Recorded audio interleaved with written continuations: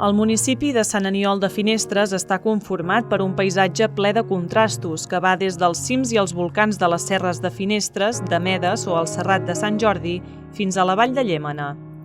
La zona nord del terme està inclosa en el Parc Natural de la Zona Volcànica de la Garrotxa i és precisament entre els volcans de Fontpobra i Can Tià on neix la riera de Llémena, que solca la vall del mateix nom. Aquesta vall forma una unitat geogràfica natural dividida en 4 municipis, dels quals l'únic que forma part de la comarca de la Garrotxa és Sant Aniol. Els boscos mediterranis ocupen bona part de tota aquesta vall i a Sant Aniol conformen 3/4 parts del territori. Des del punt de vista paisatgístic, cal destacar la zona de la Barroca, que compta amb diverses espècies protegides com la matafaluga i s'ha convertit en llar d'aus com el duc, l'àliga marcenca, el falcó mostatxut o el falcó pelegrí, que han escollit la Barroca per fer els seus nius. El fet que prop de 600 hectàrees del nord del municipi formin part de l'espai natural de la zona volcànica de la Garrotxa doten el terme d'un alt interès geològic, destacant indrets com la cinglera de la Barroca o la vall de Llémena, formada per cons volcànics i cingleres que encara es conserven intactes.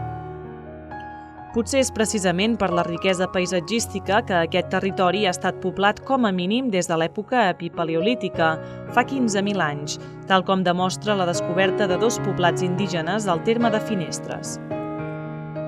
D'entre les restes arqueològiques que s'hi han trobat, destaca el poblat ibèric de la Palomera, situat a la Serra de Finestres i que respon als anomenats assentaments de Barrera, perquè tenia una finalitat defensiva.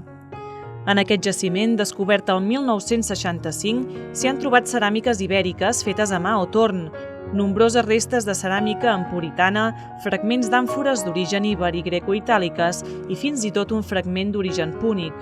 El 2007 s'hi va fer un important treball de restauració. Igualment destacable és el jaciment del Roc de la Melca, a l'est del poble. Es tracta d'un gran bloc de pedra sorrenca que es va desplaçar fa milers d'anys, deixant una petita cavitat a sota. Els estudis han demostrat que aquest espai va ser habitat per un petit grup humà al final del període gravatià, durant el Paleolític superior, és a dir, ara fa uns 20.900 anys. Tot això sense oblidar les restes d'una torre a Puig Trepador, el jaciment paleolític de la Barroca, les troballes ibèriques a Can Tura i al Mas del Grau, les restes de fortificació a la masia coneguda com el Castell o el dolmen que va descobrir el doctor Miquel Oliva.